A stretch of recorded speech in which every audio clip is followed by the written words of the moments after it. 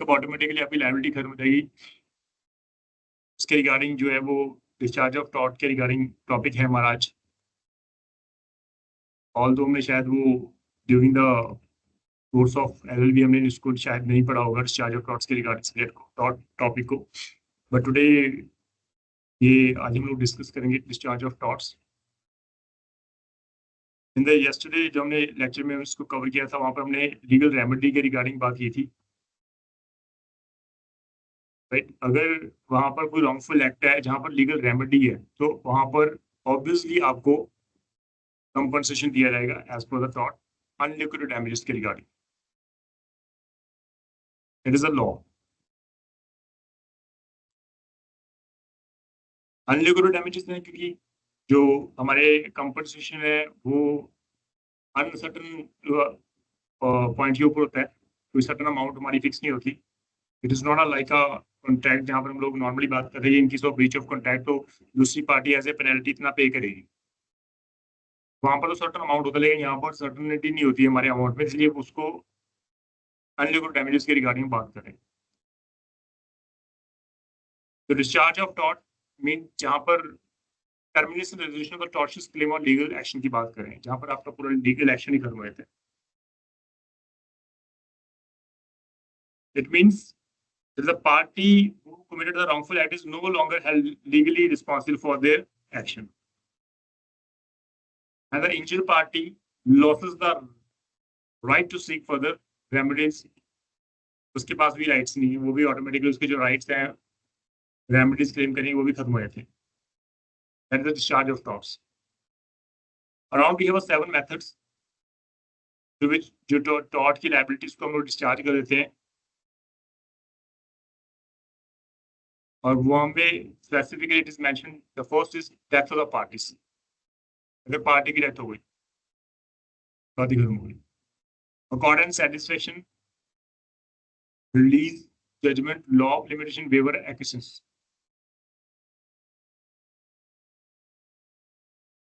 यहाँ पर इन 7 मेथड के अकॉर्डिंग आपकी जो लायबिलिटीज है ऑटोमेटिकली डिस्चार्ज हो जाती है, उसके बाद फर्दर आपकी कोई लायबिलिटी फिक्स नहीं रहती। अगर हम इन 7 मेथड के रिगार्डिंग हम डिस्कस करें तो पहला मेथड है हमारा डेथ। यहाँ पर आइदर पार्टी वर्ड यूज किया गया है, प्लेंटिफ और डिफेंडेंट, जिसने ऑफेंस कमिट किया और जिसके अगेंस्ट कमिट किया है, अगर उनकी डेथ हो जाती है तो ऑटोमेटिकली जो है वो डिस्चार्ज मानी जाएगी, लायबिलिटी रहेगी। सो इफ द अगर एग्जांपल की बात करें तो the person who committed the tort dies during the course of trial, अगर डिफेंडेंट की डेथ हो जाती है तो देयर लायबिलिटी, क्योंकि वो इन पर्सनल नेचर की है, तो there liability and the tort are discharge automatically. Similarly the person against whom the tort was committed, victim एक है हमारा, तो वो पर्सनल राइट ऑफ एक्शंस है, automatically personal rights of action automatically dies with the person. तो ये tort में खासियत है कि जब यहाँ पर ऑटोमेटिकली आपकी जो लायबिलिटीज है आपकी वो ऑटोमेटिकली डिस्चार्ज ऑटोमेटिकली मानी जाएंगी in case if either the parties died during the trial. Then your accordance satisfaction means party come to an agreement and settle the dispute by accepting consideration in lieu of the right of action। Court के बाहर आपकी settlement हो गई तो फिर तो बात ही खत्म हो गई, ऑटोमेटिकली जो लायबिलिटीज थी हमारे टॉर्ट के अंदर वो ऑटोमेटिकली खत्म हो गई, क्योंकि बोथ द पार्टीज ने सेटल्ड द मैटर एमिकेबली, उन्होंने सेटलमेंट कर लिया अपने आप में। सो A's family agreed to accept a compensation of rupees 1,50,000 from B for the injury caused by B's car। जो B की कार थी उससे जो इंजरी हुई थी ड्यूरिंग द ड्राइविंग, तो A की फैमिली ने उसके बिहाफ पर 1,50,000 एज ए कैश उन्होंने कंपनसेशन को एक्सेप्ट कर लिया। तो जब आपने आउट ऑफ द सेटलमेंट कर ली तो उसके बाद वो टॉर्ट की लायबिलिटी डिस्चार्ज हो गई, you can not claim in court. Then release, अगर इंजर्ड पार्टी खुद अपने लीगल एक्शन को परस्यू करने से मना कर देती है और वॉलंटरली गिव अप करती है अपना राइट कि मैं सूट नहीं फाइल करूंगा, if the injured party voluntarily give up his right means to file a suit against the wrongdoer, अगर वो अपना अधिकार अपना जो है वो उसको वेव कर रहा है, रिलीज कर रहा है, तो इट मीन्स आपकी लायबिलिटी जो है अंडर टॉस वो डिस्चार्ज मान जाएगी, आपको फर्दर जरूरत नहीं फाइल करने की। And judgement,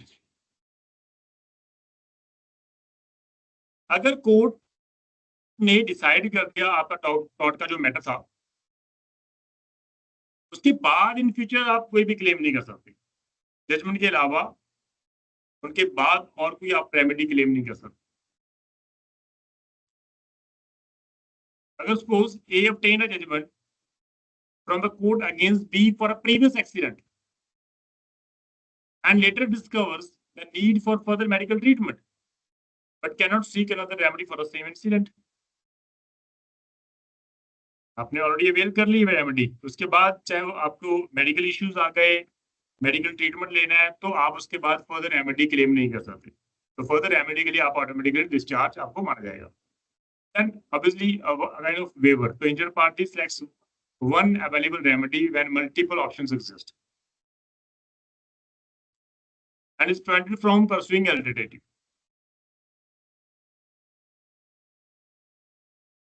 There are a number of alternatives available to the injured party, और उनमें से वो अगर एक को एक्सेप्ट करता है, सिलेक्ट करता है, तो दूसरे को हम लोग अगर वेव करते हैं तो it is acceptable.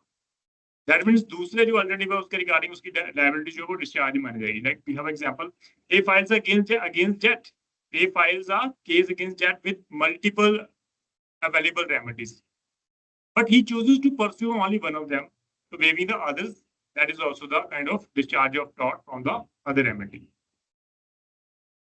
We have acquiescence, means the tort is discharged to the plaintiff's own inaction, plaintiff की खुद की गलती के कारण।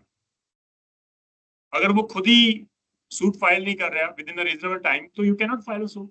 The limitation has already been crossed by the negligence of the plaintiff, then it cannot be taken as a granted कि आप दोबारा suit file करो।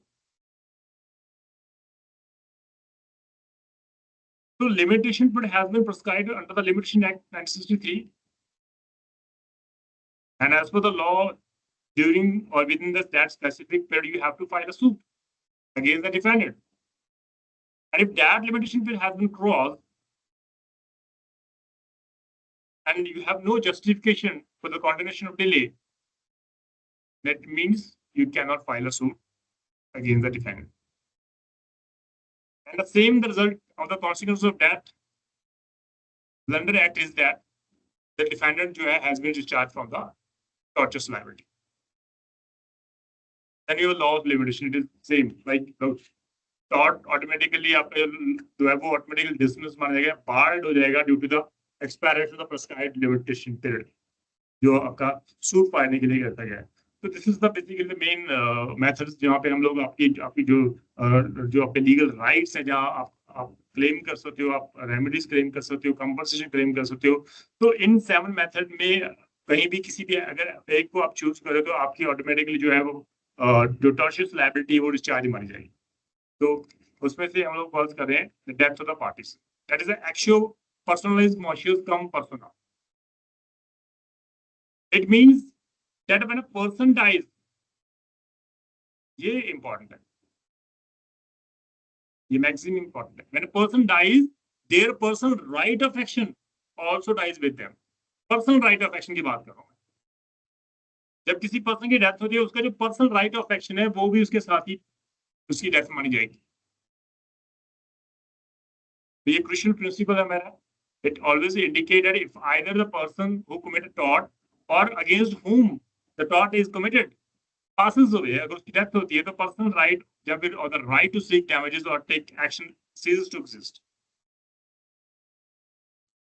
तो हम लोग यहाँ पर ये कहते हैं कि हमारे पास 2 सिनेरियो हैं, यहाँ पर 2 scenario. First, death of the person against whom the tort was committed, means plaintiff की डेथ होती है। So when the individual right against whom the tort was committed approaches the court and files the case but subsequently dies, their personal right of action also perishes, automatically खत्म मान जाएगा।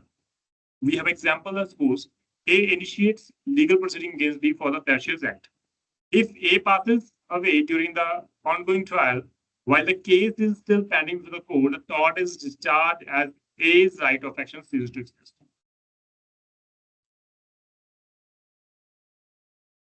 Unqualified laws है हमारे, तो इनके regarding कोई भी proper procedure नहीं है।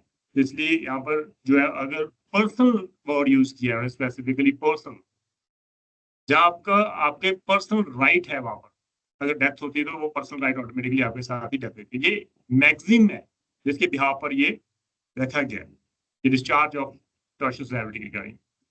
Although we have a certain exceptions of this maxim, India specifically हमारा लीगल रिप्रेजेंटेटिव सूट एक्ट 1885 बनाया गया था। इस एक्ट में जो लीगल रिप्रेजेंटेटिव होते हैं, जो हमारे एग्जीक्यूटिव्स होते हैं, जो डिसीज पर्सन के हैं, can represent them in the court of law. That is option in India also, not otherwise. Common law में, अदर लॉ में नहीं है, बट हमारे इंडिया में there are certain exceptions of this particular maxim. Legal representative suits act 1885 is the only exception in India. Like suppose we have a illustration that if a dies during the trial proceeding, तो उसके जो legal rights हैं, जो legal के heirs हैं, जब represent हैं, वो represent कर सकते हैं उन suit को court में by moving an application. So similarly, different law act like the Federal Accident Act है हमारे पास, Indian Succession Act है, we have a otherwise वो वर्कमैन कंपनसेशन एक्ट है, जो ऑटोमेटिकली अलाउ कर रहा है कि प्लेंटिफ के जो रिप्रेजेंटेटिव्स हैं वो ऑन बिहाफ ऑफ जो है वो कोर्ट में केस को परस्यू कर सकते हैं अगर इन केस अगर प्लेंटिफ भी डेथ होती है। एंड सेकंड इज की death of the person who commit the crime means the tort, defendant की अगर डेथ हो गई तो ये थोड़ा सा हार्श माना जाएगा, क्योंकि जहां पर वो पर्सनली लायबिलिटी फिक्स होती है, तो अगर वो डिफेंडेंट की डेथ होगी तो फिर तो बात ही खत्म हो गई, तो डिस्चार्ज हो गया, उसकी फैमिली मेंबर तो लायबल नहीं हम लोग बोल सकते। So we have a illustration that if Ram committed that tortious act against Gita and Gita dies, files a complaint against Ram, but Ram passes away to the trial, his right of action also dies with him, resulting in the discharge of the tortious liability. क्योंकि liability जो है वो defendant की है, तो defendant की जो liability वो पर्सनल नेचर की है, उसके लीगल रिप्रेजेंटेटिव चाहे जितने मर्जी हो वो पास से नहीं कर उसको, उनको टेक केयर नहीं कर सकते, उसको जो है वो कैरी नहीं कर सकते उसकी liability. We have a case Prasuti versus Mohanty. इस केस में जो डिफेंडेंट था, he obtained a sum of money through misrepresentation, उसने कुछ मिसरिप्रेजेंट की होगी, कुछ स्टेटमेंट गलत बताई होगी प्लेंटिफ को, and he obtained certain some of money, but later on he died. High Court of Odisha ruled that when a money decree is issued against an individual in relation to an amount received from the decree holder through misrepresentation, the liability remains personal in nature and cannot be extended to the defendant's son under the law. Buyer's obligation तो हमने वैसे ही खत्म कर रखी है। This is the basically the main criteria कि जहां पर हम लोग पायज ऑब्लिगेशन की बात करें, तो पायज ऑब्लिगेशन जब हमने हिंदू लॉ में हमने खत्म कर दी है तो उसको हम लोग कंटिन्यू तो कर नहीं सकते। So the liability of the father cannot be passed to his son. The personal liability of the father cannot be passed to his ancestors or like his descendants को हम लोग नहीं कर सकते। Although we have a certain exceptions, legal representative act regarding. So another is that if a person involved in tortious act dies during the trial, the right of action passes to the legal representative as per the जो हमने किया था उसके regarding plaintiff की अगर बात करें तो specifically इसको पास आउट करती है। यहाँ पर एक इंपॉर्टेंट बात है कि सपोज अगर डिग्री होल्डर ऑब्वियसली जिसके फेवर में डिग्री हुई है एंड जजमेंट एट जिसके अगेंस्ट जो है वो डिग्री को सुनाया गया, प्रोनाउंस किया गया,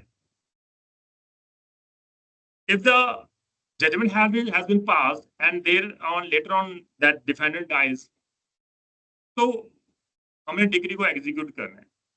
तो there is also an exception to this rule, क्योंकि जो उसकी प्रॉपर्टी है जजमेंट डेटर के रिगार्डिंग, अगर वो प्रॉपर्टी है तो उसको हम लोग अटैच कर सकते हैं। अगर वो प्रॉपर्टी लाइक सक्सेशन में चले जाती है तो हमने कहा कि जहां पर जिसको भी वो ट्रांसफर होगी प्रॉपर्टी, तो लायबिलिटी उसके साथ ही अटैच रहती है। तो इन केस अगर वो वहां पर जो डिग्री होल्डर है अगर वो चाहे तो उसकी प्रॉपर्टी को अटैच कर सकते हैं। Then you have gotten satisfaction. अगर आप सेटिस्फाइड हो गए, आउट ऑफ द कोर्ट आपने कॉम्प्रोमाइज कर दिया, सेटल कर दिया सारा डिस्प्यूट, तो agreement is known as an accord, हम लोग अकॉर्ड बोलते हैं। So it means it involves resolving the issue by accepting some form of consideration in exchange of the right of the action. ये normally आपको bank में मिल जाएगा. Bank से आपने लोन लिया, आपने पे नहीं किया, इंस्टॉलमेंट्स जो है वो पे आउट नहीं कर पाए, एंड आफ्टर सम टाइम्स जो है वो आपका जो बेसिकली लोन अकाउंट है उसको एनपीए में डिक्लेयर किया जाएगा. और जब एनपीए में डिक्लेयर होता है तो वहां पर उसके बाद जो है वो इंटरेस्ट कैलकुलेट होना बंद हो जाता है. फिर वहां पर एक आपके पास चॉइसेस होती है कि आप उसको अमाउंट को सेटलमेंट कर सकते हो बैंक के साथ. अगर आपके against suppose loan amount along with interest अगर 20 लाख रुपीज है, तो अगर बैंक चाहे तो उसको आप 7 लाख में भी आप सेटल कर सकते हो. It is all about the wishes of the bank. तो बैंक तो चाहता है ठीक है जितना आ जाए उतना ही सफिशिएंट है. तो अगर वो सेटलमेंट होती है तो कोई बात नहीं, सेटिस्फेक्शन है वो. उसके बाद आप फाइल करें सदर रिगार्डिंग. तो अगर आप लोग कोर्ट कोई पार्टी अगर आप अपने आप में सेटल करती है, किसी इश्यूज को रिजॉल्व करती है, तो उसके बाद आपकी जो लायबिलिटी है वो खत्म हो जाती है. तो satisfaction on the other hand entails the actual payment of the agreed consideration by both the parties involved, the person who committed the tort and the one against whom it was committed. अगर दोनों parties agree होती हैं, क्योंकि वहां यहाँ पर specifically word ये लिखा कि once both accord and satisfaction has been fully carried out. अगर दोनों एग्री हैं, दोनों ने कंसेंट दी है, तब जाके सपोज अगर 20 लाख रुपीज है तो अगर बैंक कह रही ठीक है 7 लाख इज सफिशिएंट, तो वो 7 लाख का जो एग्रीमेंट है इट मींस अगर आप पे करो 7 लाख तो ऑटोमेटिकली 20 लाख की जो लायबिलिटी वो डिस्चार्ज हो गई. तो remaining amount that is 13 lakh rupees you can not claim in court as well. आपको 7 लाख मिल गया, आप दोबारा सूट फाइल नहीं कर सकते 13 लाख के रिगार्डिंग, क्योंकि वो ऑलरेडी सेटल हो चुका है आपके बीच में. So for instance A tragically died as a result of injury caused by B's car. Now A's family may come to agreement with B, whereby B agreed to compensate. उसने 1,50,000 पे कर दिया. So this situation represents accord with consent of both the parties. Accord का purpose ही है with consent. So when A's family actually received the amount of that 1,50,000 from B, so this represents satisfaction between the parties. So by settling the matter or by resolving the issue between the party, once you have accepted the agreed consideration from the defendant, तो उसकी जो family है plaintiff जिसकी death हो गई है जो भी है, उसके पास जो उसके लीगल रेमेडीज थे क्लेम करने की वो ऑटोमेटिकली जो है वो खत्म हो गई. इट मीन जो अगेंस्ट द डिफेंडेंट है वो उसकी टॉर्चर जो लायबिलिटी वो डिस्चार्ज हो. We have another illustration. If A, the son of the wealthy businessman, violently assaults one of his servants, अपने ही सर्वेंट को मार रहा है, and try to cause the servant into entering into an accord through undue influence, और उसके बाद जबरदस्ती उसके साथ सेटलमेंट करता है थ्रू undue influence. वर्ड लिखा है यहाँ पे. सो सर्वेंट्स कंसेंट जो अपने undue influence में ऑब्टेन किया तो वो प्री कंसेंट तो नहीं मानेगी. तो इसलिए अगर उस एग्रीमेंट में उस आपके सर्वेंट के द्वारा कुछ एक्सेप्टेंस किया, ये कंसिडरेशन रिसीव किया जा रहा है, so it doesn't mean that the liability has been discharged. क्योंकि यहाँ पर accord का मतलब कि free consent. लेकिन यहाँ पर being as a son of the businessman, violently अगर आप असॉल्ट कर रहे हो अपने सर्वेंट पे और देर आफ्टर अगर आपको लगता है उसके बाद आप उसको कॉर्स कर रहे हो कि आपके साथ समझौता कर ले, अनड्यू इन्फ्लुएंस में आगे वो आपके साथ कॉम्प्रोमाइज कर रहा है, सेटल कर रहा है, इशू को रिजॉल्व कर रहा है, तो that consent was given under undue influence and can not be accepted as a due discharge of the liability. Then we have a release. Release means refer to giving up the right. जब आप अपने right को छोड़ देते हो, it's a kind of waiving also. जो आपका legal right का एक्शन. अगर कोई पर्सन वॉलंटरली डिस्चार्ज कर रहा है टॉर्ट की लायबिलिटी को, तो वहां पर आपकी रिलीज के बेसिस पे आपकी जो लायबिलिटी है वो डिस्चार्ज मानेगी. ये इंपॉर्टेंट है. स्पेसिफिकेशन आपके सामने भी है. Station if B commits a tortious act against A. Against A is a victim, and A, being as a victim, willingly chooses to release B from the liability. They have the option to do so. उसके पास option है कि उसे discharge कर दो, बात खत्म. Same we have another situation in second situation if both B and C commit tortious act against A. B और C ने दोनों ने मिलकर against tortious act commit किया है A के against, लेकिन A ने सिर्फ B के साथ सेटलमेंट किया है, उसको रिलीज कर दिया from the liability. But it doesn't mean that C is also released from the liability. That means A जो है वो C के अगेंस्ट सूट फाइल कर देता है. अगर वो चाहता है तो वो किसी एक को रिलीज कर सकता है, दूसरे के अगेंस्ट वो सूट फाइल कर सकता है. right of the person, mean जो injured party. Then we have a judgment. अगर जजमेंट ही पास हो गई तो उसके बाद आप अल्टरनेटिव रेमेडीज को क्लेम नहीं कर सकते. तो discharge of tort occurs through a court judgment as well. Once the court delivers the judgment on a matter of the court, that means the tort is discharged and no further appeal can be made for the same tort in the court of law. If it has been finally decided by the तो उसके बाद कोई भी नहीं other remedies आप claim नहीं कर सकते. तो अगर वहां पर रेस जुडिकाटा का मेथड है क्योंकि once the matter has been settled तो आप दोबारा कॉज ऑफ एक्शन को आप जो है उसके बिहाफ पर आप नया सूट फाइल नहीं कर सकते. अदर रेमेडी क्लेम नहीं कर सकते on the same cause of action के regard. We have a case Peter versus Beal का केस है. इस केस में जो प्लेंटिफ था ये फाइल है case against the defendant. Six क्या कर रहा है, क्या क्लेम कर रहा है, डैमेजेस फॉर असॉल्ट. इवेंचुअली जो प्लेंटिफ था he received a remedy from the defendant as determined by the court. Court ने फाइनल डिसाइड कर दिया और प्लेंटिफ ने वो रेमेडी अवेल कर ली.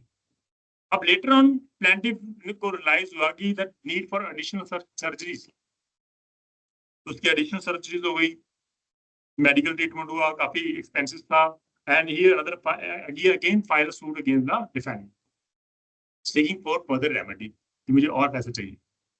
कोर्ट तो रिजेक्ट करेगी उसकी petition. Once the judgment has been passed, the issue has been resolved by the court on merit basis, so that the matter that means which is known as the fall under the principle of the res judicata cannot be उसके behalf by you cannot file another suit against the defendant. Although we have a certain exception, like there are exceptions to the general judgment as discharge of tort. Like if the petition involves the same party but seeks a different remedy. Remedy अलग है और addresses the violation of a separate right और separate right की बात कर रहे हैं, then the petition may be allowed क्योंकि वहां पर res judicata अप्लाई नहीं होता. तो जहां पर res judicata अप्लाई नहीं होता आप सूट फाइल कर सकते हैं, उसमें कोई इशू नहीं है. सो प्लेंटिफ कैब ड्राइवर था, plaintiff cab driver had already received compensation for damages to their cab. तो उसकी कार को डैमेजेस किए होंगे किसने, and he filed a suit and he received the due compensation. However, he later discovered that they had suffered a hand fracture due to the accident. अब accident हुआ, car damage हो गई थोड़ी सी, उसके तो आपने कंपनसेशन ले लिए. But he later on discovered that कि उसका हाथ भी टूट चुका है और फ्रैक्चर है. So they had a right to seek a remedy for the trespass to their body. क्योंकि वो मैटर अलग था, वो कार का रिगार्डिंग था. यहाँ पर एक मैटर जो है वो बिल्कुल अलग है, इशू अलग है हमारे. तो वहां पर रेस जुडिकाटा अप्लाई नहीं होता, इसलिए यहाँ पर आप उसके रिगार्डिंग सूट फाइल कर सकते हैं. तो वो रिलीज नहीं माना जाएगा. We have a waiver. जब आप वेव कर रहे हो, वेवर अगर when a person has multiple remedies against the defendant but he chooses one out of them. So finally if he chooses one out of them and he received the compensation through that remedy, then he cannot file a suit in to avail the other remedies. तो आप नहीं file कर सकते.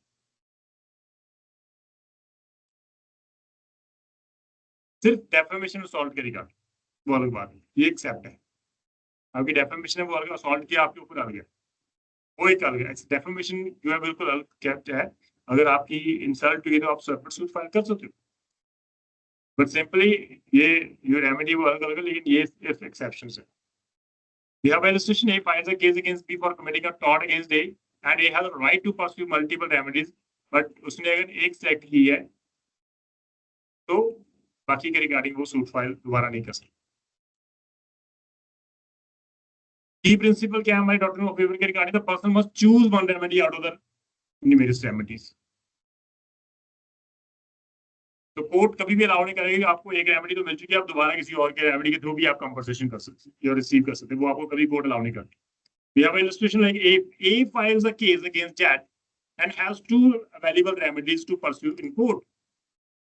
If A chooses the first remedy and loses the case, they cannot approach the court for the alternative remedy. आप नहीं कर सकते. The adjudicata apply issue has all been resolved. So waiver can be either implied or expressed, कुछ भी होता है. If the express in the express waiver, the person implicitly communicates their choices with the court of law. Court में भी आप कह सकते कि हाँ भी हमने जो है बेसिकली इसको वेव कर दिया. एक राइट को आप चूज करें, दूसरे को आप वेव करें, कोई इशू नहीं है. तो ये एक इम्पॉर्टेंट है। Then we have efficiency. यहाँ पर भी जो लायबिलिटी आपकी टॉट की है वो डिस्चार्ज होती है due to the penalties on incapacity, such as lack of time to go to the court, आपके पास टाइम नहीं था, inability to afford court fees और एनी सच अदर इनकैपेसिटी के कारण, it is all your fault. Being as a person who is entitled to enforce the right in the court fails to do so for an extended period, it implies a waiver of the other party's right. तो वहां पर automatically आपकी एक्सेंसी है, वो आप दोबारा suit file नहीं कर सकते। Then the last one is a law of limitation that we all know. You have all read the Limitation Act. Specific limitation period has been prescribed under Limitation Act 1963. The schedule has been specified that कौन से taught के लिए कितना समय है, कितने कौन से सूट के लिए कितना टाइम है, and within that time you have to file a suit. Even at the last day आप सूट फाइल कर सकते हो। अगर आपने सूट फाइल नहीं किया तो दिस अदर रेमेडीज है कि अगर आप कोर्ट में जाके लिमिटेशन पीरियड जो ऑलरेडी आपका खत्म हो चुका है, अगर उसको कंडोन करवा लेते हो तो आपके पास राइट है सूट फाइल करने का, but it is all the description of power of the court whether to condone the limitation period or not. तो अब हम बात करें कॉन्सिक्वेंसेस क्या है। जब हमने टॉट की जो लायबिलिटी वो हमारी डिस्चार्ज हो गई, कॉन्सिक्वेंस क्या उसके रिगार्डिंग बात करें तो discharge of taught has several important consequences like termination of legal liability. First consequence है आपकी लीगल लायबिलिटी खत्म हो गई। जब डिस्चार्ज हो गया तो आपकी लीगल लायबिलिटी खत्म, यू आर फ्री। तो जो डिस्चार्ज है, जिस पार्टी को डिस्चार्ज कर दिया वो तो रिस्पॉन्सिबल नहीं है, बिल्कुल भी उसकी रिस्पॉन्सिबिलिटी है, वो जीरो रिस्पॉन्सिबिलिटी है। तो ये कॉन्सिक्वेंस सबसे इंपॉर्टेंट।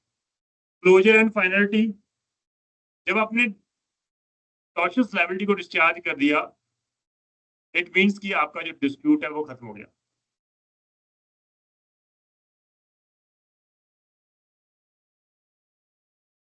लिटिगेशन तो प्रोलॉन्ग होती है, उनको अवॉइड करने के लिए अगर आप नो डाउट आप कोई सेटलमेंट कर रहे हो तो ऑटोमेटिकली डिस्चार्ज लायबिलिटी तो डिस्चार्ज हो गई, तो इट मींस कि आपको शॉर्टकट वे आप यूज कर रहे हैं, इसमें आपका टाइम भी सेव हो रहा है और फाइनलिटी भी आ रही है, लिटिगेशन भी खत्म हो रही है।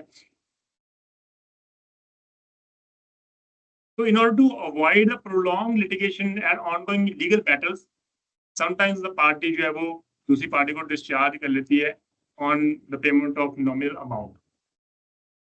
That is a settlement जब आप इशू कर लेते हो तो उसके कॉन्सिक्वेंसेस भी ये हैं कि सारी लीगल लिटिगेशन खत्म हो जाएगी। Then we have a preservation of judicial resources. जब आप किसी पर्सन की लायबिलिटी को डिस्चार्ज कर लेते हो, legal system is relieved of the burden of continued litigation, उसमें भी सुधार आएगा, लिटिगेशन जो पेंडिंग है वो खत्म हो जाएगी, बर्डन नहीं रहेगा हमारे कोर्ट्स के ऊपर, वो भी एक इंपॉर्टेंट कॉन्सिक्वेंसेस है। लिमिटेशन ऑफ रेमेडीज वो भी ऑटोमेटिकली खत्म हो जाएगी। जब आपने डिस्चार्ज करे तो इंजर पार्टी के जो सारे अधिकार खत्म हो जाएंगे।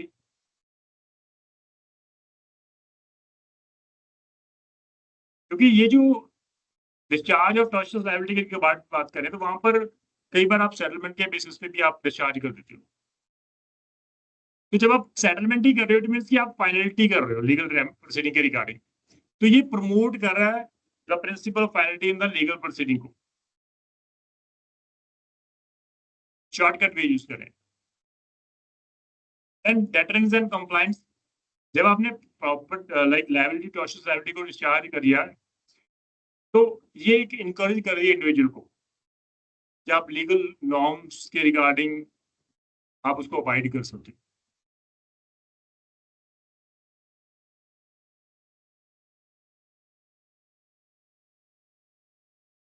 इसलिए कंप्लायंस के रिगार्डिंग यहाँ पर स्पेसिफिकली मेंशन कर दिया कि it's like the discharge of tort can serve as a deterrent, encouraging individual to abide by legal norms, आप बच सकते हो, and avoid engaging in wrongful act.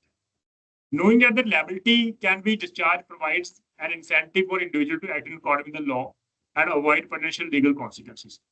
अगर आप tortious liability में आप कंटिन्यू कर रहे हो, सूट फाइल कर रखा है, आप उसको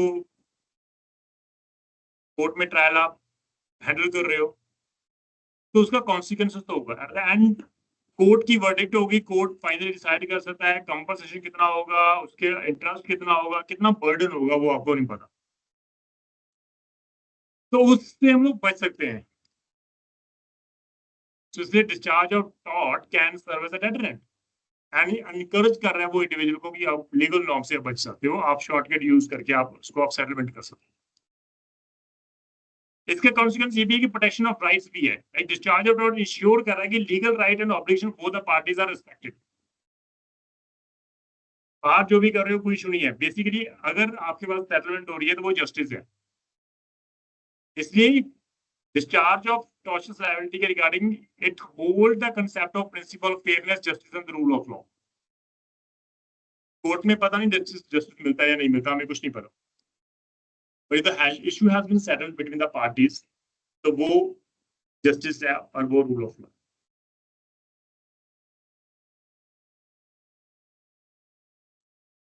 इसलिए दोनों पार्टीज को बेनिफिट होता है यहाँ पर. तो this is the discharge of the legal remedies के रिगार्डिंग बात करें.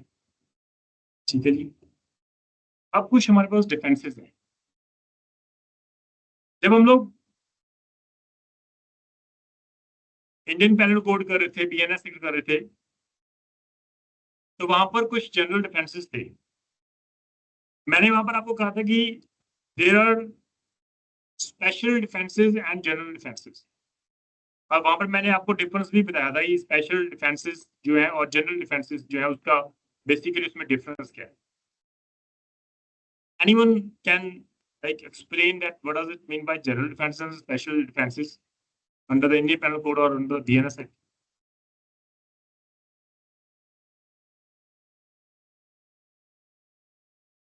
हाँ जी बोलो. सर जनरल डिफेंसेस जो है वो सभी सेक्शन पर अप्लाई होता है, सभी ऑफेंस पे अप्लाई होता है. और जो स्पेशल जो एक्सेप्शन होता है वो स्पेसिफिकली उस जो ऑफेंस का जो चैप्टर है वहां पर मेंशन होता है और उसी सेक्शन के अकॉर्डिंग वो डील होता है. ठीक है. और कोई लटरली सर जनरल एक्सेप्शन में क्रिमिनल लायबिलिटी बिल्कुल नील है, मतलब बिल्कुल जीरो है. और जो स्पेशल एक्सेप्शन है उसमें लायबिलिटी जरूर उसमें होगी थोड़ी बहुत, मतलब वो बिल्कुल एग्जाम्पल नहीं है उसमें. तो ये थोड़ा डिफरेंस है 776 से लेकर हाँ जी अप टू बिल्कुल हाँ जी 76 ऑनवर्ड से लेके अप टू 105 की बात करें तो वहां पर ठीक है, वहां पर दिया गया है कि जो आपके जनरल डिफेंसेस हैं वहां पर अगर आप उन डिफेंसेस को क्लेम कर रहे हो तो आपकी जो लायबिलिटी वो जीरो हो जाएगी. On the other hand, हम लोग स्पेशल डिफेंस की अगर बात करें तो that is specifically mention in section 300 of IPC like murder के रिगार्डिंग है. देयर आर सर्टेन एक्सेप्शंस जहां पर आप मर्डर से कल्पल होमिसाइड में चले जाओगे, लेकिन आपको पनिशमेंट तो फिर भी मिलेगी ना वहां पर. Those are special defences which has been prescribed in the Indian penal code in particular sections. Particular sections में हर किसी को वो अवेलेबल नहीं होते, ये इंपॉर्टेंट है. तो सेम वे टॉर्ट के रिगार्डिंग भी हमारे पास जो है वो जनरल डिफेंसेस है हमारे. आप टॉर्ट में भी आप डिफेंस ले सकते हो. ऐसा नहीं कि पेनल्टी सूट पाएगा तो आपके पास कोई वे आउट नहीं है, आप डिफेंस नहीं ले सकते. डिफेंस आपके पास है, आप डिफेंस ले सकते हो. तो उसमें भी आप भाई प्लीड ही करोगे जनरल डिफेंस को. जब तक आप प्लीड नहीं करते तब तक तो कोर्ट आपको अलाउ नहीं करेगी. तो डिफेंडेंट जो है बेसिकली वो अपनी लायबिलिटी को वो स्केप कर सकता है, अपनी लायबिलिटी को, अकाउंटेबिलिटी को, अगर वो प्रूव कर दे कि जो उसके case any of one general defences को अगर वो प्रूव कर दे तो उसकी लायबिलिटी नहीं मानी जाएगी. Like the we have a first voluntary unfit injury. Voluntary unfit injury with consent, it means with consent. Injury आपको मिली तो विद कंसेंट नहीं मिली है ना, आप विलिंग थे एक्ट करने के लिए. अगर उस एक्ट के दौरान अगर आपको चोट मिलती है तो वॉलंटरी अनफिट इंजरी है. अगर दो पहलवान फाइट कर रहे हैं तो वो एक दूसरे को कंसेंट दे रही है, अगर कहीं ना कहीं छोटी मोटी चोट लग रही है तो कोई इशू नहीं है. तो वॉलंटरी अनफिट इंजरी है, वहां पर दोनों की कंसेंट है. This means a willing person is not wrong. जो विलिंग है वहां पर गलत नहीं है, कोई भी गलती नहीं है, nothing has been wrong. So when a person consents to the infliction of harm upon himself, he cannot avail himself of any remedy of that because he willfully gave up his right. So consent of the person can be expressed or implied, वो दोनों उसके हैं. So ये voluntary non-fatal injury है. अगर आप consent दे रहे हो और आपको अगर उस एक्ट में इंजरी हो रही है तो you cannot file a suit. It falls under the maximum voluntary non fatal injury. Like for example, अगर आप डॉक्टर के पास गए, ब्लड टेस्ट डन हुआ, then one can not sue them for the pain suffered during the process. जब वो blood test लेते हैं, वो सुई आपको इंजेक्शन लाइक इंजेक्ट करते हैं आपकी बॉडी में, तो वो वहां पर पेन होता है, तो आप सूट थोड़ी ना फाइल करो उसके against, because you have given the consent. So if you have given the consent, you have lost the right to file a suit against that person. The maximum voluntary non-fatal injury is one of the most important, I think. आपकी express consent भी होती है, आपकी implied भी होती है. It all depend upon चाहे आपका कंडक्ट है उससे कर लीजिएगा. हमारा we have a case यहाँ पर Halls here regarding we have a case Halls versus Brookland Auto Racing Club 1933. अब आपने नॉर्मली देखा होगा, आप टीवी में देखते रहते हो, car race, motor bike race, horse race. तो वहां पर बीइंग एज अ स्पेक्टेटर आपकी एक लिमिट होती है कि आप बाउंड्री को क्रॉस नहीं कर सकते. बीइंग एज अ स्पेक्टेटर आपको एक स्पेसिफिक जगह दी जाती है, वहां पर आपको रहना होता है, आप वहां से आप वॉच कर सकते हो सारे दृश्य को. If you cross the boundary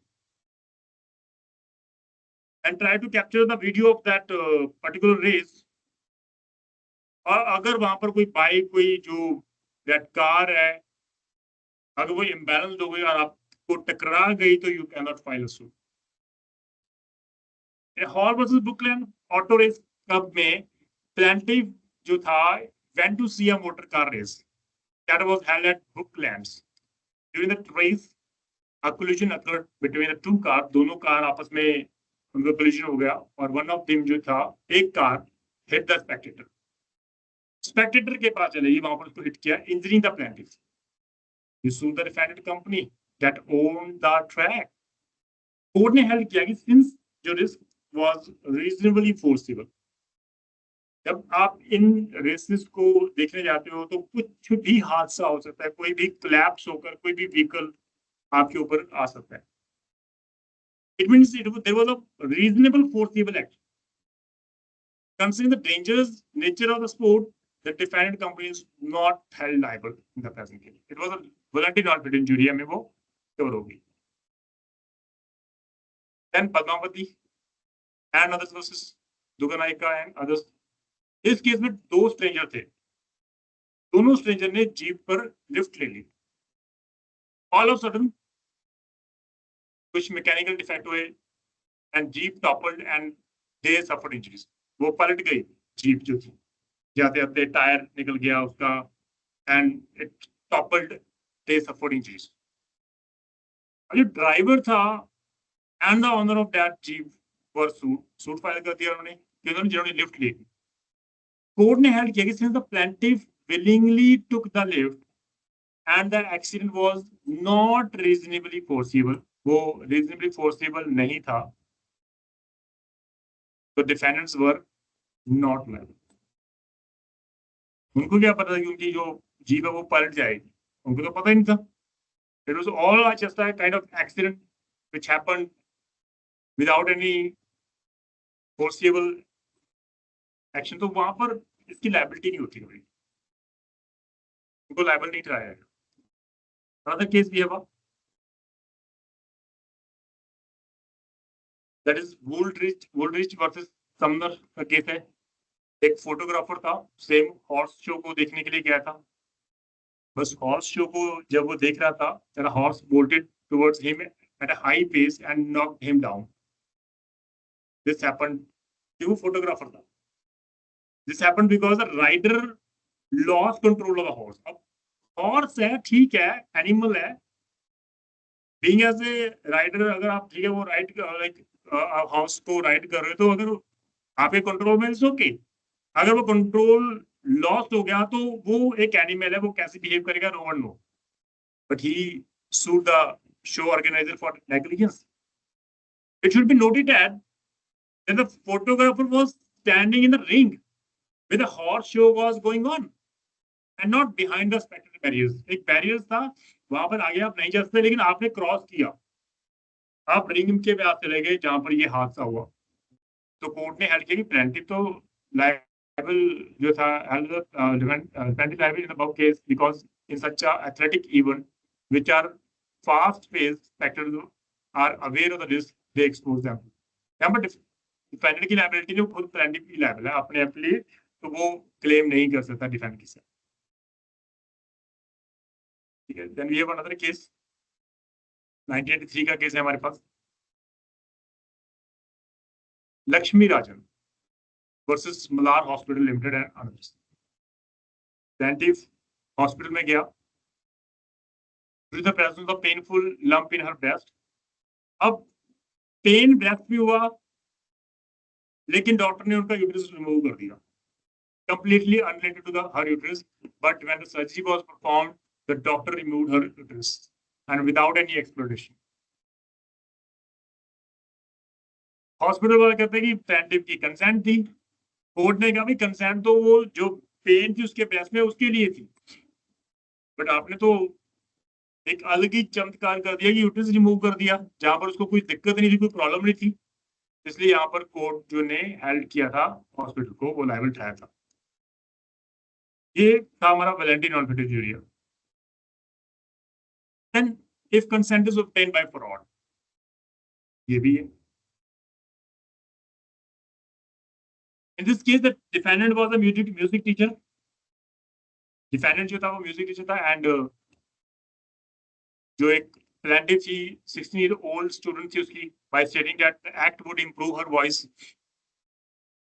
physical relation हो गए थे, by misrepresenting that by doing that act उसकी voice जो है वो further improve हो जाएगी, and she gave her consent under that inducement or the misrepresentation, but did not understand the purpose of the sexual act. उसको तो पता ही था, she was a minor.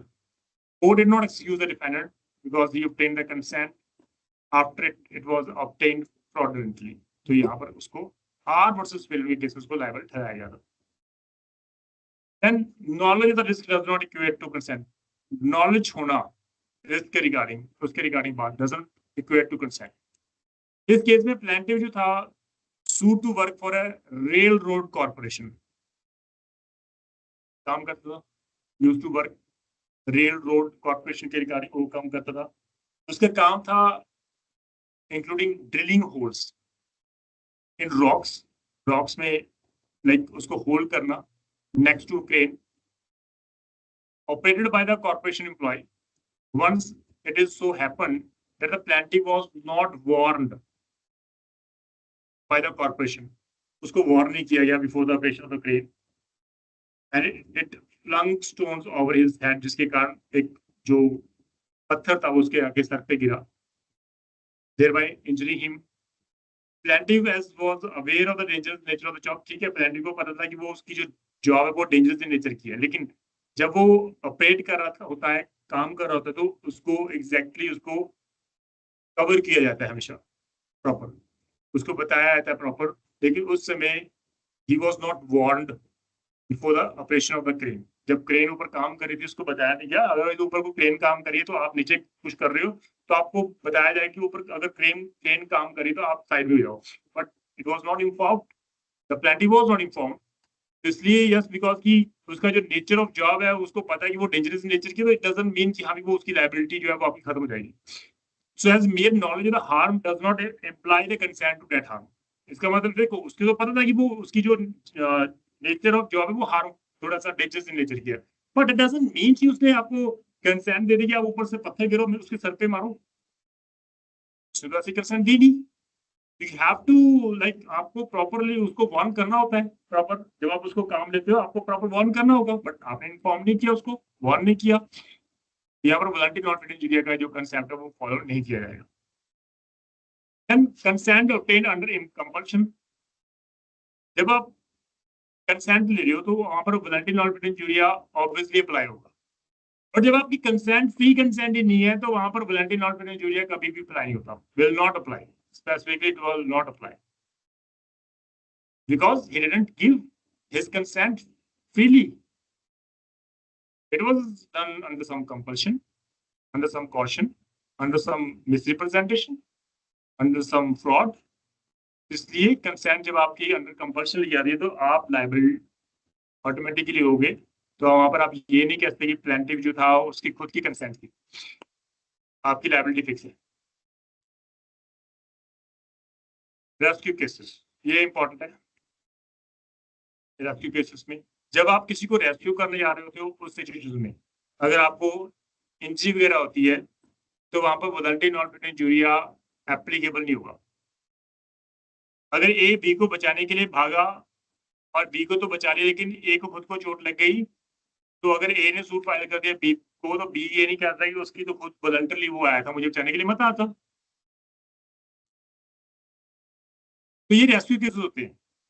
We have a case Hannes versus Harwood. इस case में जो plaintiff था वो तो police officer on duty at a popular street police station में था, वो उसकी ड्यूटी थी। So lot of people including children visited him after normally आते रहते। एक बार delivery car with 2 horses that belonged to the defendant वो आ रहे थे, जिसको हम लोग हॉर्स कार्ट बोलते हैं ना, 2 घोड़े होते हैं पीछे कार्ट होती है। यहाँ पर it's not car it's cart, it is cart with 2 horses that belongs to the defendant was abandoned. वो छोड़ के वो स्ट्रीट में वो कहीं ना कहीं कुछ शायद चला गया उसका ड्राइवर, उसको ड्राइवर इसको राइडर बोलते हैं, बट वो कार्ट है तो उसको ड्राइवर भी कर सकते हैं।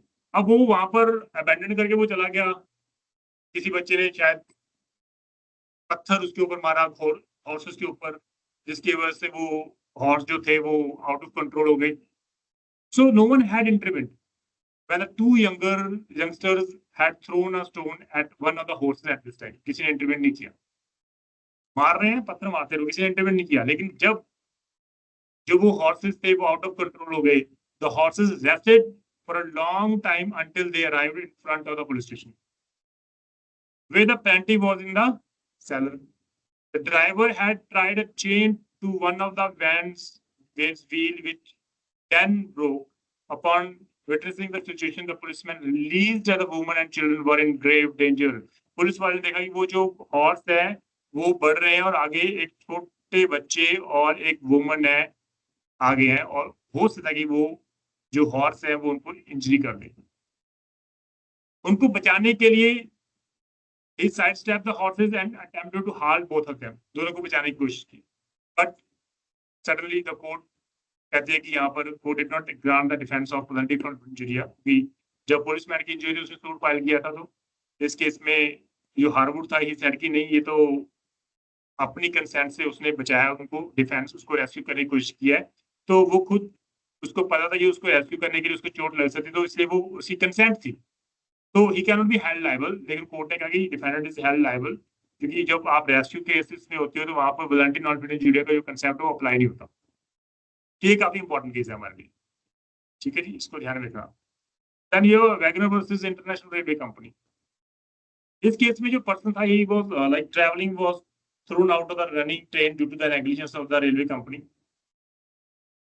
The person travelling was thrown out of the running train, चलती ट्रेन से बाहर रह गया due to the negligence of the railway company. His friend went to search for him, उसका जो दोस्त था उसको सर्च करने के लिए गया।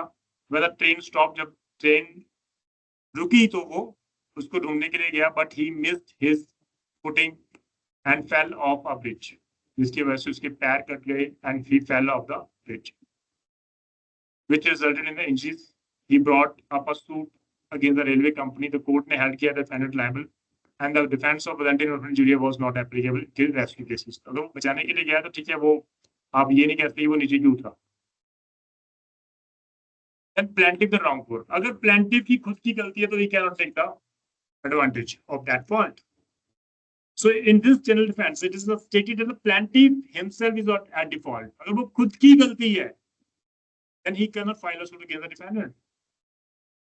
चाहे उसको damages क्यों ना हो, उसे कोई फर्क नहीं पड़ता. वी हैव अ मैक्सिमम एक्सटोर्पी cause a non auditors action means from an immoral cause no action arises. आपकी खुद की फॉल्ट के कारण आप सूट फाइल नहीं कर सकते. No action arises. We have a case Hamps versus turbine. Plaintiffs pigeon जो थे, कबूतर होते हैं, were let out on a defendants pea crop. Defendants के कुछ क्रॉप से वहां पर चले गए. The defendant after shouting at them, जब कबूतरों को मतलब खेत जो आपके एग्रीकल्चर लैंड है, अगर वहां से आप बजा मतलब उसको कोशिश करोगे भगाने की, उड़ाने की कोशिश करोगे, तो आपको कुछ ना कुछ तो करना होता है. लाइक क्लैपिंग करनी है, शाउट करना होता है, तो वो खुद ना खुद भाग जाते हैं वहां. बट इस केस में क्या हुआ, जो डिफेंडेंट था after shouting at them fetch the gun and shoot at them. कबूतरों को मारने की कोशिश की और वहां पर किलिंग 4 एंड वुंडिंग 1. एक को इंजरी कर दी और 4 कबूतरों को मार डाला. The court decided in favor of the plaintiff and the defense of the plaintiff, the wrongdoer was resigned. Defendant कहता है कि वो खुद रॉन्गडूअर था प्लेंटिफ, बट कोर्ट ने कहा वो रॉन्गडूअर तो था ही नहीं, वो तो कबूतर है. कबूतर अगर आपके पास आपके खेत पे आ गए तो आप उनको मार डालोगे क्या? तो यहाँ पर उसको लायबिलिटी फिक्स करेगी. But on the other hand अगर आप हम देखें कॉलिन्स वर्सेस रेनिसन का केस है. इस केस में the plaintiff claimed a ladder to put a notice on the defendant's garden wall. सीढ़ी पर चढ़कर गार्डन वॉल के ऊपर आप नोटिस को फिक्स करने के लिए आगे बढ़े. On refusal to come down the ladder he pushed the plaintiff off the ladder which he created. जब आपने उसको कहा कि नीचे उतरो, वो नहीं हुआ तो अपने लैडर को खींच डाला और वो नीचे गिर गया. However, the court gave its judgment in favor of the plaintiff. तो यहाँ पर कोर्ट ने कहा कि भाई यहाँ पर तो प्लेंटिफ की को फेवर में दिया है, क्योंकि आपकी जो यहाँ पर हम लोग जो कर रहे हैं इसके रिगार्डिंग, प्लेंटिव रॉन्गडूअर था, नो डाउट. प्लेंटिव यहाँ पर रॉन्गडूअर था. प्लेंटिव की गलती थी कि किसी की दीवार पे आप नोटिस लगा रहे हो, कोई बैनर लगा रहे हो विदाउट द कंसेंट, तो ये तो गलत है. और वो पर डिफेंडेंट के जो गार्डन वॉल है वहां पर आप लगा रहे हो, और वो जो डिफेंडेंट वो कह रहा है कि आप नीचे उतरो, आप नीचे नहीं उतरे, उसने लैडर ही खींच डाला आपकी जो कि वो उसको लैडर को उसको खींच डाला, आप नीचे करके आपको इंजरी मिल गई. लेकिन कोर्ट कहता है कि भाई ये तो गलत है. यहाँ पर प्लेंटिफ तो रॉन्गडूअर था, लेकिन उससे ज्यादा डिफेंडेंट रॉन्गडूअर हो गया, आपने उसकी लैडर को ही खींच डाला. इसलिए इस केस में कोर्ट ने कहा कि प्लेंटिफ ऑल्दो वो रॉन्गडूअर था, बट हम लोग उसको नहीं मानते. तो यहाँ पर इसलिए जजमेंट जो थी उसके प्लेंटिफ के फेवर में दी गई. तो ये ऐसे केसेस भी आपको मिल जाएंगे जहाँ पर ऑल्दो जो रॉन्गडूअर होगा, लेकिन वो सिचुएशन ऐसी होती है कि उससे ज्यादा रॉन्ग जो है वो डिफेंडेंट ने कमिट किया होगा, जिसके कारण प्लेंटिफ को इंजरी आई. अब इस केस में बर्ड वर्सेस हॉलब्रुक के केस में जो डिफेंडर था, he set up spring guns in his garden कि कोई आए ना, बट उसने कोई नोटिस नहीं दिया विदाउट एनी नोटिस और वार्निंग अबाउट द सेम. और प्लेंटिफ जो था बेसिकली वो trespasser of the defenders land, got injured. जब वो वहां पर गया, इंजरी हो गई, brought up a suit against the defendant. Court granted the compensation claim by the defendant. तो कंपनसेशन दिया था उसने कोर्ट ने, ऑल्दो वो खुद ट्रेसपासर था.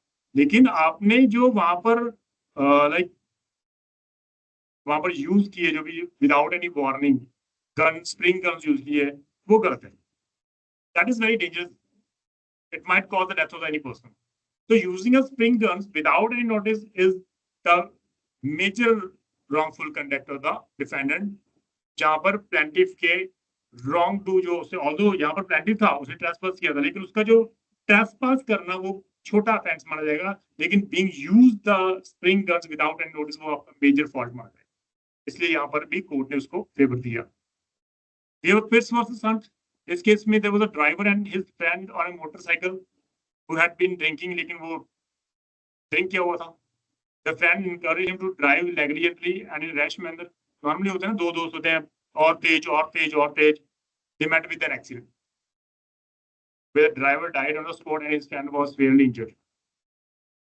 Court refused to grant damages to a pillion. क्यों थे? आपने ड्रिंक किया हुआ था. Moreover, you are encouraging your friend to drive fastly and negligently. अगर आपकी डेथ हो गई या आपको इंजरी हो गई तो आपको कोई बेनिफिट नहीं मिलेगा.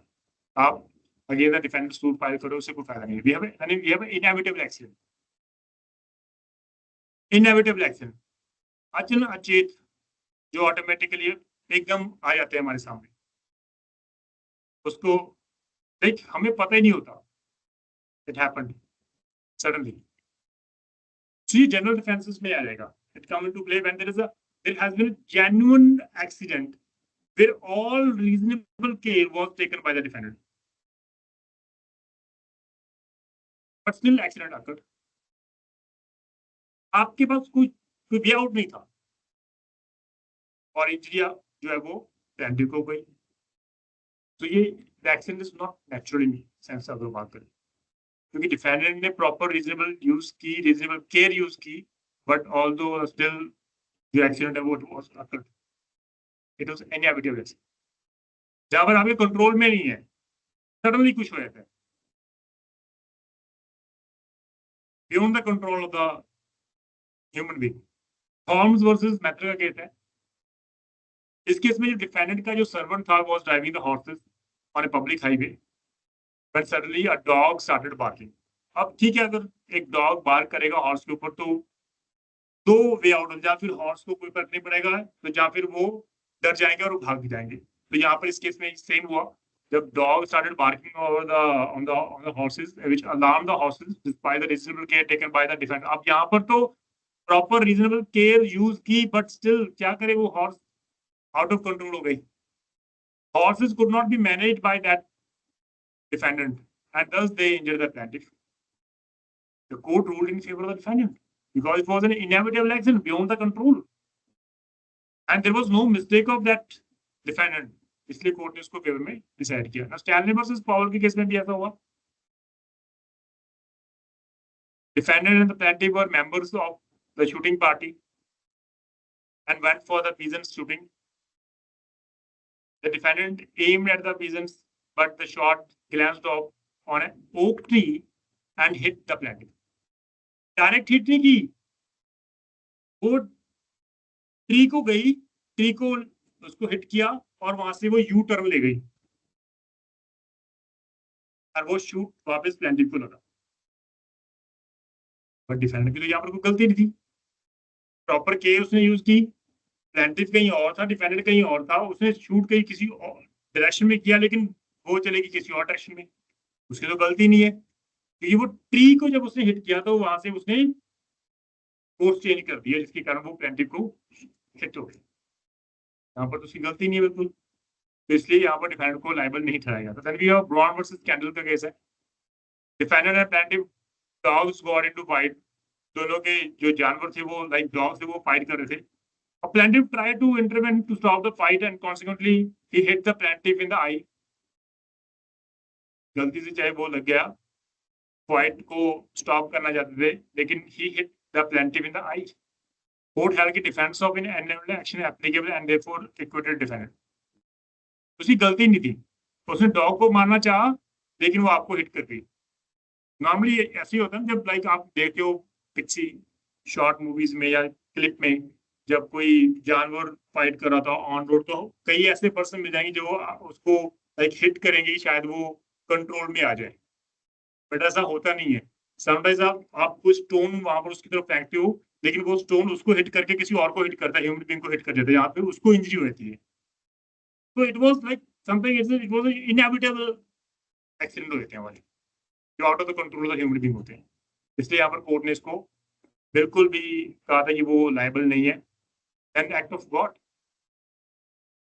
एक्ट ऑफ गॉड में आपने काफी मूवीज भी देखी होंगी, जहां पर insurance company normally act of God के रिगार्डिंग कभी भी इंश्योरेंस नहीं करती, ये आपको पता होना चाहिए। कभी सुना है आपने कि insurance company act of God को भी कवर करती है?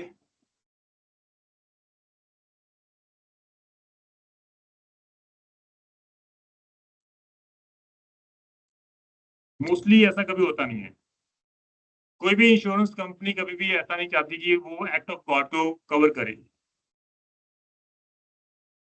एक आधी बार कंपनी ने ट्राई किया कि उसको एक्ट ऑफ गॉड को उसको कवर कर दिया, और व्हीकल्स को उन्होंने उसको ऐड कर दिया कि अगर आपका जो लाइक व्हीकल है, जो इंश्योर्ड व्हीकल है, अगर वो डैमेज होता है due to act of God के कारण, तो उसको कवर किया जाएगा। तो ऐसा कंपनी की स्कीम थी। एंड जिन्होंने भी इंश्योरेंस की प्रीमियम पे आउट की थी, लाइक हम लोग एनुअली पे करते हैं नॉर्मली जो 4 व्हीलर्स होते हैं साल में एक बार हम लोग इंश्योरेंस करवाते हैं।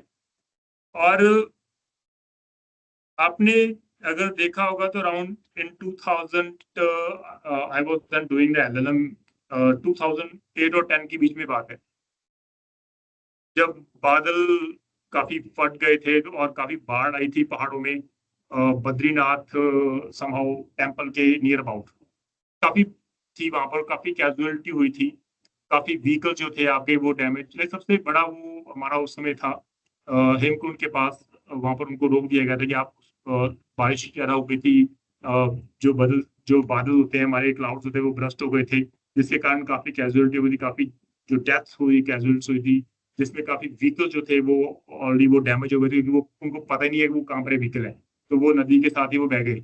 तो उसमें फिर वो क्योंकि उन्होंने कवर किया था कि वो एक्ट ऑफ गॉड को कवर करेंगे, तो वो एक एक्ट ऑफ गॉड था, जिसके कारण उसके बाद फिर कंपनी ने उसको इतना लॉस हुआ उस एक्ट ऑफ गॉड के कारण कि उसके बाद जितनी भी कंपनीज है वो एक्ट ऑफ गॉड को कभी कवर ही नहीं कर, कभी ये कवर नहीं कर। Act of God means act of God. उसके बाद तो नंबर ऑफ मूवीज भी बनी है हमारी, अक्षय की भी बनी है, अदरवाइज भी मूवी देखते हो आप देखोगे एक्ट ऑफ गॉड को उन्होंने कवर नहीं किया। तो ये एक्ट ऑफ गॉड है, और एक्ट ऑफ गॉड में किसी ह्यूमन बीइंग की तो गलती नहीं हो सकती, तो ये तो जनरल डिफेंस है हमारा सिविल, तो जैसे लाइक इनएविटेबल एक्सीडेंट है वैसे एक्ट ऑफ गॉड है। So accident occur due to the natural forces and does not involve a man-made situations. Man-made situation नहीं है, लाइक आप जा रहे होते हो पहाड़ों में, एकदम पहाड़ गिर जाता है, आपने देखा होगा, नॉर्मली आप देखते रहते हो, ऐसी छोटी छोटी मूवीज क्लिप्स देखते रहते हो, पहाड़ गिर गया, एक बड़ा सा पत्थर ऊपर से नीचे आया और कार के ऊपर हिट किया, on the spot death. It is all the act of the God. कहीं भी मैन मेड सिचुएशंस नहीं है वहां पर, कहीं भी मैन मेड फोर्स यूज नहीं हुई वहां पर। It was all that, it was an act of God. It was totally, although it was an inevitable accident, but there was an act of God. No man-made situation like force was used. Extraordinary and not the one that can be reasonably foreseeable. और ये वो reasonably foreseeable चाहिए नहीं हमें, like जिसको आप देख सकते हो, तो वहां पर अगर आप देख सकते हो उस सिचुएशन को तो आप कंट्रोल भी कर सकते हो, तो वो अनकंट्रोलेबल सिचुएशन होनी चाहिए, वो वहां पर एक्ट ऑफ गॉड बोलते हैं। वो एक अच्छा डिफेंस है हमारे लिए। We have a case RRN versus Ramalingam Nadir versus V Narayan Gladiators. अब इस केस में क्या हुआ, लैंडमार्क जजमेंट है हमारा। अब एक ट्रांसपोर्टेशन है, नॉर्मली क्या होता है, ट्रक वगैरह होता है, ट्रक जो है वो नॉर्मली आप ट्रांसपोर्ट करते हो वहां पर गुड्स को, दूसरी मैं अपने कुछ आर्टिकल्स थ्रू ट्रांसपोर्ट किसी को सेल कर रहा हूँ, तो ट्रांसपोर्टर जो मिडिल मैन होता है, तो वो आपसे भी रेंट लेगा, तो उसको डिलीवर कर देगा। But on the way during the transportation अगर आपके ट्रक को कोई मॉब आकर अनट्रूली लाइक इंटरसेप्ट करे और वहां पर जितने भी आर्टिकल्स है उसको चोरी करके वो लेके जाए, रॉबरी कमिट कर दे, तो क्या आपकी लायबिलिटी है वहां पर? आप कहोगे सर वहां पर लायबिलिटी कैसे होगी? वो तो beyond the control of the human being है। ड्राइवर के पास तो कोई वे आउट था ही नहीं। अगर उसके ट्रक के सामने कुछ आ गया and forcefully they stop the truck और वो उसको आपको रॉबरी कमिट कर रहे हैं, ड्रॉप ऑल द आर्टिकल्स, तो आपकी लायबिलिटी नहीं मानी जाएगी। आप नॉर्मली ऐसा सोच सकते हैं, बट इस केस में ऐसा नहीं हुआ। Court grappled with the legal implication of a robbery incident that occurred during the transportation of the goods in the defendant's truck. The question before the court was whether the defendant could be held liable for the loss of the goods or whether the incident could be attributed to an act of God. क्या उसको act of God मानेगी और absolving the defendant of any responsibility ताकि उसको responsible ना ठहराया जाए। Fact of case को अगर देखिए तो वो ये रिवील होता है कि defendant had undertaken the transportation of the goods on behalf of the plaintiff, कि plaintiff यहाँ पर उसने कुछ आर्टिकल्स डिलीवर करने थे, वो ट्रांसपोर्टेशन ने उसको रिस्पॉन्सिबिलिटी ली। During the transportation and unduly mobbed intercepted the truck, उसने उनको रोक लिया ट्रक को and forcefully took away the goods. Plaintiff ने subsequently file suit against the defendant कि भाई मुझे तो लॉस हुआ है, आप पे आउट करो। डिफेंडेंट ने कहा कि भाई ये तो आर्ग्यू किया, उसने कहा कि ये तो जो robbery it was an act of God and hence he could not be held liable for the loss. Court कहती है एक्ट ऑफ गॉड कहाँ से आ गया, यहाँ पर तो मैन मेड फोर्स यूज कर रहे हो, act of God means act of God, तो यहाँ पर तो एक ह्यूमन बीइंग रॉबरी कमिट कर रहा था, एक्ट ऑफ गॉड कहाँ से आया। तो डिपेंडेंट जो कंटेंट कर रहा है कि the act of the unduly was an unforeseen, ठीक है वो अनफोर्सियन है, वो इरेसिस्टिबल है, आप कंट्रोल आपके कंट्रोल से बियॉन्ड है, therefore he should be extended from the liability. ये तो मान लेते हैं कि ठीक है वो अनकंट्रोलेबल है, अनफोर्सियन है, वो ठीक है, बट एक्ट ऑफ गॉड है ये तो नहीं मान सकते। Court after carefully considering the argument presented by both the parties held that robbery did not constitute an act of God. Court ने फर्दर नोट किया that the defendant could have taken reasonable steps to protect the goods, like such as hiring security personnel or choosing a safer route for transportation, but इस case में ऐसा नहीं हुआ। The transportation in this case failed to exercise the due care and diligence in ensuring the safety of the goods entrusted to him, इसलिए court ने यहाँ पर defendant को लायबल ठहराया। अब ये बेसिकली होता है हमारा सिस्टम, देखने को कुछ और लगता है और रिजल्ट कुछ और आया था हमारा। Then we were Kalulal versus and another versus Hemchand and others case. अब एक बिल्डिंग है वो कोलैप्स हो गई, आज तब कोलैप्स हुई जब रेनी सीजन था, जिसके कारण 2 बच्चे को डेथ हो गई। मध्य प्रदेश हाई कोर्ट ने कहा did not grant the defence of the act of God. Madhya Pradesh high court ने कहा ये एक्ट ऑफ गॉड नहीं है। एक बिल्डिंग जो कोलैप्स होने वाली थी आपको वो पता था, और वहां पर कोई भी एविडेंस नहीं है कि वो वहां पर इतनी ज्यादा बारिश हुई, आउट ऑफ कंट्रोल था सब कुछ, there was no such kind of evidence. Although defendant ने आर्ग्यू किया था कि जो वॉल थी वो कोलैप्स हुई है तो वो एक्ट ऑफ गॉड है and he could not be held liable, but court ने उसके इस आर्ग्यूमेंट को रिजेक्ट कर दिया। कोर्ट ने कहा कि रेनफॉल की बात करें, रेनिंग की बात करें, in question was not so extraordinary, जिसको हम लोग एक्ट ऑफ गॉड मान के चले। कोर्ट ने फर्दर नोट किया कि that area in which the incident occurred was prone to heavy rainfall during the monsoon season and that the defendant should have been taken steps to prevent the collapse of the rail. Court ने कहा कि ठीक है आप पहली बात तो जब वो कोलैप्स कर रही थी आपको उसकी सिचुएशन का पता होना चाहिए, आप उसको प्रिवेंट कर सकते थे अगर आप उसकी प्रॉपर रिपेयर कराते तो वो कोलैप्स कभी ना होती, but you failed and for that reason यहाँ पर कोर्ट ने उसको लायबल ठहरा दिया था। तो ये केस है। Then we have a right to private defence, obviously ये तो अपने आप में सबसे इंपॉर्टेंट हमारा डिफेंस है। जब आप प्राइवेट डिफेंस लेते हो तो अगर किसी को इंजरी होती है तो उसके लिए आप रिस्पॉन्सिबल नहीं। यूज ऑफ रीजनेबल फोर्स एक इंपॉर्टेंट हमेशा लिए हमारे मैटर है, जब वो हम लोग आईपीसी की बात करें तो जहाँ चाहे जब हम लोग टॉट की बात करें, रीजनेबल फोर्स को यूज करना for defence, private defence, that is acceptable. But जो फोर्स यूज कर रहे हो वो इमीडिएट होनी चाहिए एंड रीजनेबली फोर्सेबल होनी चाहिए। सो अगर अग्रेसर खुद must be capable of causing the harm, it must be necessary to use force and immediate help must be unavailable to access the right of preference. जब आपके पास कोई help नहीं है, immediately आप हेल्प नहीं ले सकते, तो आप प्राइवेट डिफेंस कर सकते हो, और प्राइवेट डिफेंस में आपके पास राइट है तो वहां पर ये जो लायबिलिटी आपकी वहां पर स्टैंड करती है, आप एज ए डिफेंस ले सकते हो। We have a case, Bird versus Same, who called spring guns को गार्डन में विदाउट द नोटिस अगर आप लगा रहे तो वो करते हैं। प्लेंटिव चाहे ट्रेसपास कर रहा था, डिफेंडेंट ये थोड़ी ना कहता कि प्लेंटिव की गलती है उसने ट्रेसपास किया, बिल्कुल नहीं कहता कि मैंने प्राइवेट डिफेंस के लिए मैंने वो गन स्पॉट जो थे बेसिकली शॉट मैंने वहां पर फिक्स किए थे, आप करो, बट नोटिस वार्निंग बोर्ड कहां पर है, इसलिए वो प्राइवेट डिफेंस पे आप नहीं ले सकते, इसलिए यहाँ पर कोर्ट ने लायबिलिटी फिक्स की थी डिफेंडेंट की। Then the next one is the mistake we all know, mistake of law और मिस्टेक ऑफ एक्ट।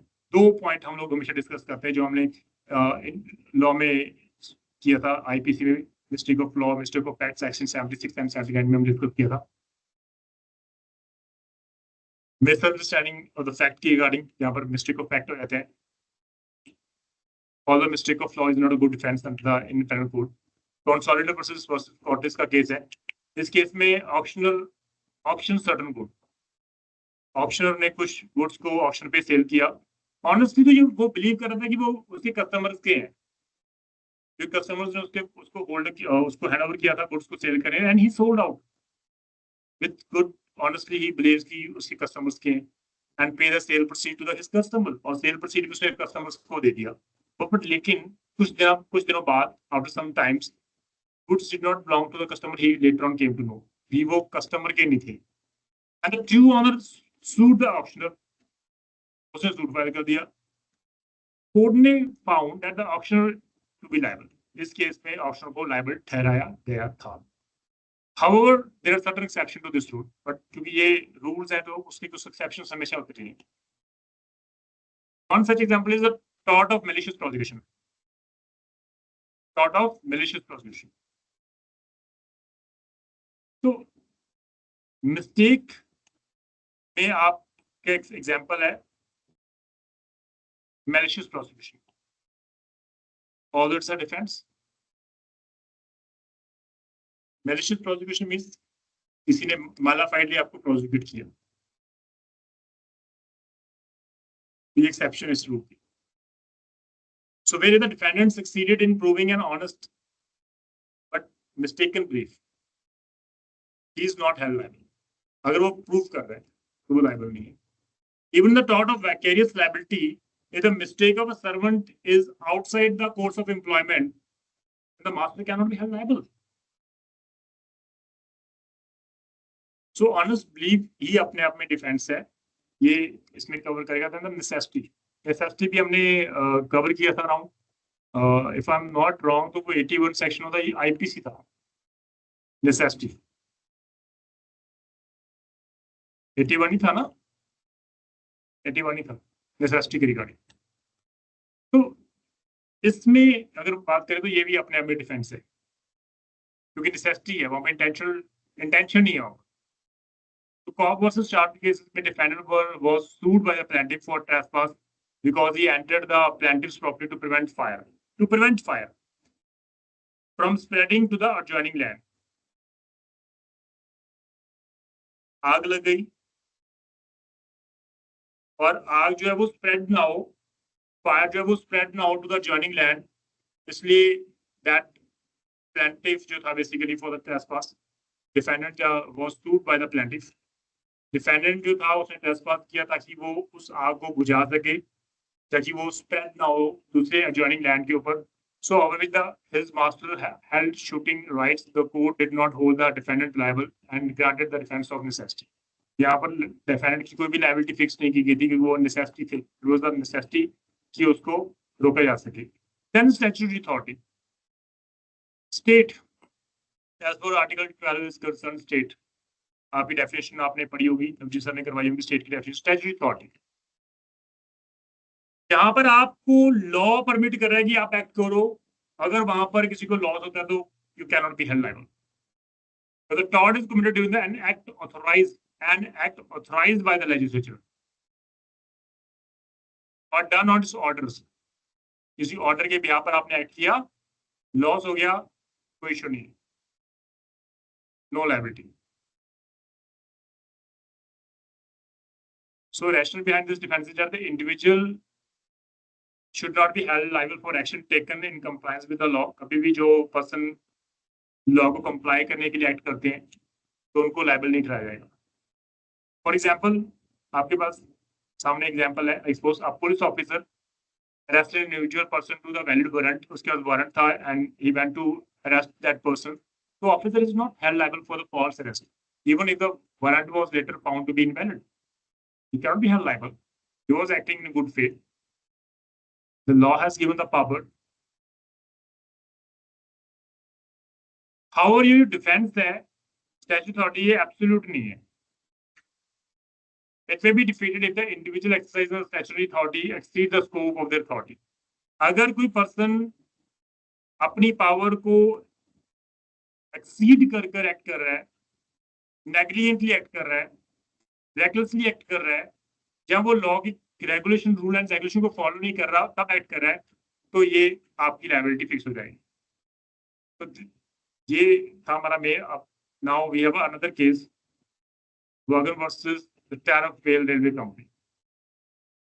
अब इसमें इस केस में अगर जाए तो इंजन जो belong to the defendant railway company का था, जब इंजन चल रहा होता है तो स्पार्क समटाइम्स स्पार्क होते हैं वहां पर, उसकी व्हील में स्पार्क होते हैं, जिसके कारण जो प्लेंटिफ के जो खेत थे वो बिल्कुल रेलवे लाइन के बिल्कुल नियर थे, और स्पार्क के कारण वो जो आग फैल गई, जिसके कारण उसके जो वुड्स थे कैचिंग फायर और काफी डैमेजेस हुए.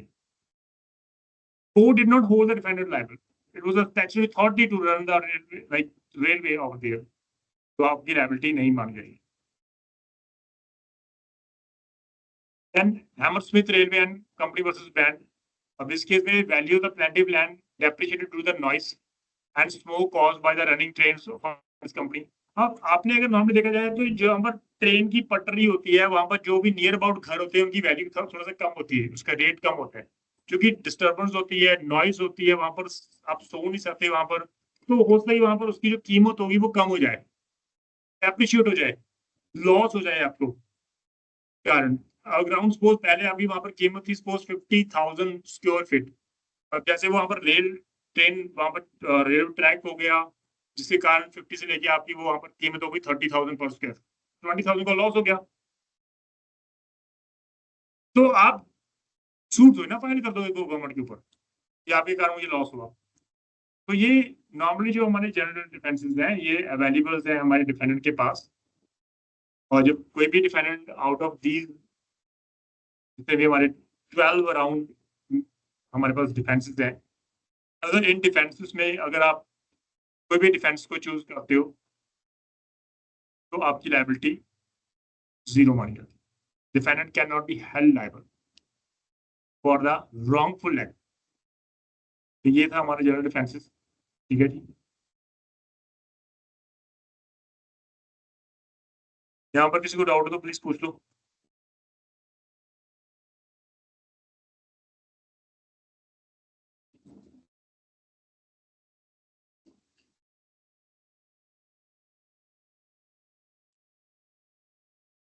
तो ऑलमोस्ट जिन्होंने जिनको याद होगा इंडियन पैनल कोड के रिगार्डिंग जो हमारे वहाँ पर डिफेंसेस थे हमारे, तो कहीं ना कहीं वहाँ पर कुछ डिफेंसेस आपको सेम मिल जाएंगे.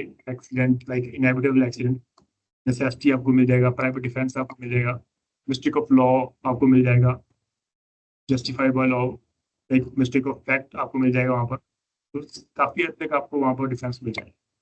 ठीक है. तो ये था आपका आज का लेक्चर. इसमें हमने डिस्चार्ज के रिगार्डिंग लायबिलिटी के फॉल्ट लॉट ऑफ लायबिलिटी को डिस्चार्ज के रिगार्डिंग हमने डिस्कस किया, जहाँ पर आपकी लायबिलिटी जो है वो डिस्चार्ज मानी जाएगी automatically. We have discuss the 7 methods जहाँ पर आपकी लायबिलिटी जो है वो डिस्चार्ज मानी जाएगी. And now we have discuss the general defences which are available to the defendant, जहाँ पर वो अपनी लायबिलिटी के रिगार्डिंग जो है वो अपने आप को सेव कर सकते हैं अपने लेवल से.